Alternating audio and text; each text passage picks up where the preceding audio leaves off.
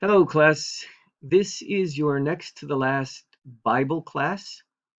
It is on the book of Judges, and you will see on your screen there are three pictures of some of the judges that are recorded in the stories of Judges.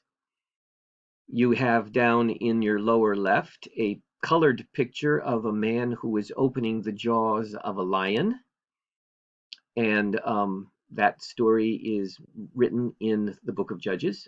Above that, you'll notice in the black and white on the left side of your screen is a man who has his left hand drawing a sword. He was described as a left-handed man, and he's actually going to kill the king, and he's one of the judges. And then in the lower right hand corner is another picture of judges. There's a man sitting there by a tree, and there's an angel talking to him. The man is actually supposed to be hiding in a wine press. He is hiding some threshing. He was threshing wheat, and he was hiding it in the wine press so that um, the people the army that came after them would not find it because they were stealing all of their food. And those are some of the stories that you'll read about in the book of Judges. So let's begin. But before we do that, let's pray and ask God to make this be a useful time for us in His Word. Father, we thank you for who you are. We thank you for the book of Judges and the description of these men and women who were leaders of the nation of Israel. We pray that we would learn what is important about this book so that we can apply it to our own hearts and our own time. We pray, Father, that you would make this be profitable. In Jesus' name, amen. So, what's happening in the book of Judges? Well, in the book of Judges, you have the opening statement that it begins with the fact that Joshua has died. You remember Joshua is the man who led them in the battle against Jericho, and they marched around the city, and the walls of Jericho came tumbling down. That's the book of Joshua. The next book is the book of Judges, and it begins with Joshua dying.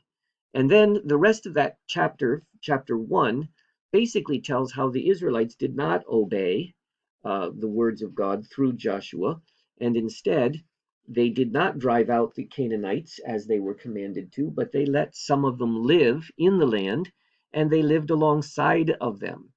That became a big problem, and we'll see that again in a minute. Then in chapter 2, there's a statement that this whole generation of Joshua and Caleb died, and there arose another generation after them who did not know the Lord, nor yet the work which he had done for Israel. And so this whole next generation really did not know God or know even the stories of the deliverance of from the Egypt. They would not have known the story of crossing the Red Sea, nor the story of the wandering in the wilderness, or how God provided for them both water and food, nor even the most recent miraculous act of crossing over the Jordan when it was dried up, and then the conquering of Jericho. This next generation didn't know any of those stories. And so what happens is the rest of the book tells of a cycle that shows the problem of their disobedience. And so you'll see that there is a cycle that happens, and there's 5 words that describe that cycle. They're all beginning with the letter R, and that is relapse and retribution, repentance, rescue, and rest. Number 1 says, the sons of Israel did evil in the sight of the Lord and served the Baals. The Baals were gods. They were idols. They were some golden, sometimes they were gold, sometimes they were wooden uh, statues that were made by the people that lived in the land, the Canaanites. And the Israelites thought, this sounds like a great idea. We should worship them. And of course, in worshiping them, they also followed after some of the disgusting acts that accompanied the worship of those idols, including things like killing their children, sacrificing their children, and then also having sex with the um, priestesses of their religion. And so they worshipped and served the Baals. God, of course, was very angry against Israel, number two, and he gave them into the hands of plunderers who plundered them, and he sold them into the hands of their enemies around them so they could no longer stand before them.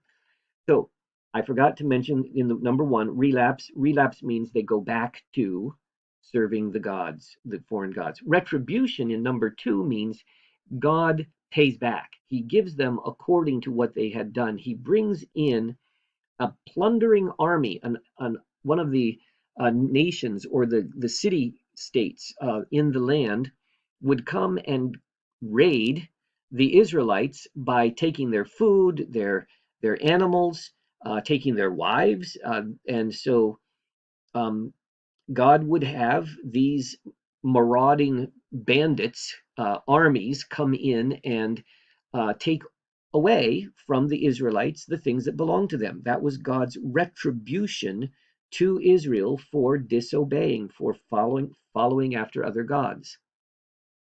And then number three, when the sons of Israel cried to the Lord raised up a deliverer or a judge for the sons of Israel to deliver them. They repented. They repented, saying, "Oh God, we're sorry. We've been stupid. We've been doing the wrong things. Forgive us." And God would bring this deliverer. God would pick a person, a man or sometimes a woman, who would then become their deliverer or judge. Now, we don't have a judge like you think of judges today. The judge in those days was really like a military leader.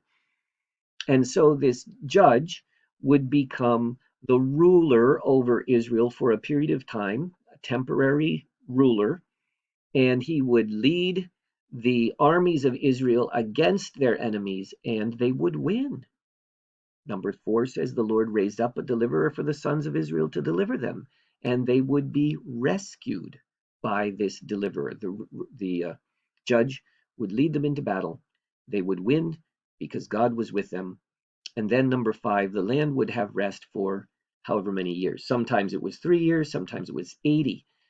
So it would depend on the number, well, it would depend on what God had ordained for them, and the land would have rest. So that was the way, that was the cycle. And it was the cycle while the land had rest for a period of time. Things would go well as long as the judge was alive. Things were fine. They would follow after God and his laws. When the judge died, guess what happened? Back to number one. They would relapse. They would go back into serving the foreign gods. So, who were these guys? Well, they were flawed heroes. You have a whole bunch of them. And this list is a list of the judges found in the book of Judges. And if you'll remember that picture on the first slide, the fellow that was opening the jaws of the lion was actually the last of the judges. His name was Samson. And you'll see his name there in the list. And right above him, if you remember that first slide, the guy who was the left-handed man who was actually stabbing the king, that king was the king of the army that had come in and plundered the Israelites. And so his name was Ehud, and Ehud went in very secretly to talk to the king, and the king did not know that he had a dagger under his cloak, and he plunges it into the king's belly. The king was known for being very, very fat, and that's a very descriptive story about Ehud. And then the other one, the other picture on the first slide, that was the fellow who was hiding in the wine press. His name was Gideon, and you'll see his name in the first list as well. And Gideon eventually led an army against the marauding bandits. You'll notice there is one of those names on the list that is a woman, and Deborah was a judge. She became the judge by God's decree, and she actually led the army into battle against an opposing army led by the guy named Sisera, and she was the judge of Israel for a period of time as well. So all of these people, they were flawed heroes. they were not perfect people. In fact, some of them did very, very odd things. You have Samson, who kept having this very, very uh, weird love affair with a foreign woman, one of the Philistines, and he eventually has his eyes poked out and dies in the process of saving Israel. So there's just weird stories that go along with some of these fellows, and that's because they were flawed. They were not perfect people. And the point of all of that is that in those days, there was no king in Israel. Everyone did what was right in his own eyes. And so, as soon as that judge died, they would go back and they would do whatever felt good. They would worship the God that they were most comfortable with, and they would forget Jehovah God. What's the purpose of the book of Judges? Well, it's really like all of the Old Testament, it is the unfolding of God's kingdom pointing to something yet to come. And so you get the pointing to a new hero. You know who it is. We've been talking about it in chapel all year. It is the one described in Colossians 1:15 through 20. And he is the image of the invisible God, the firstborn over all creation.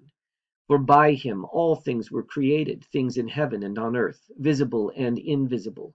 Whether thrones or powers or rulers or authorities, all things were created by him and for him. He is before all things, and in him all things hold together. And he is the head of the body, the church. He is the beginning and the firstborn from among the dead, so that in everything he might have the supremacy. For God was pleased to have all the fullness dwell in him, and through him to reconcile to himself all things, whether things on earth or things in heaven, by making peace through his blood shed on the cross. You know, class, that in that last few verses, which we really didn't memorize well, God is telling us that the whole fullness of God dwelt in Jesus Christ. He was the perfect hero. And so Jesus was the one who was able to come to earth to reconcile, to bring back to himself all of those people who want him by making peace through his blood shed on the cross.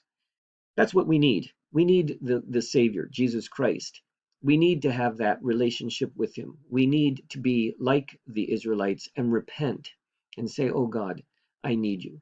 May that be true of you guys, and I hope that you have a good day. Don't forget, your assignment is on page 66 and 67, and you can turn in the 2 questions that are located on page 67. Thanks. We'll see you.